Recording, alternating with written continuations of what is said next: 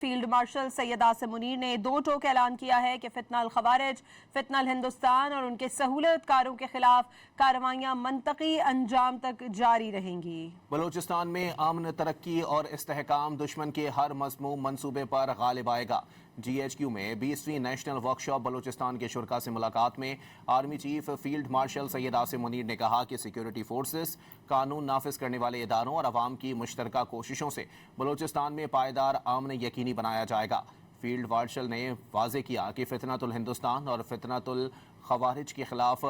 ہدفی کارروائیاں پوری قوت سے جاری رہیں گی اور دہشت گردوں سمیت ان کے سہولت کاروں کے مکمل خاتمے تک آپریشنز نہیں رکیں گے۔ انہوں نے کہا کہ پاکستان کے لیے خطرہ بننے والے ہر دہشت گرد نیٹ ورک کا خاتمہ کیا جائے گا، جبکہ بیرونی سرپرستی میں سرگرم پراکسی عناصر بلوچستان میں بدامنی پھیلانے کی کوشش کر رہے ہیں، جن کے عزائم قوم کے اتحاد اور مسلح افواج کی ثابت قدمی سے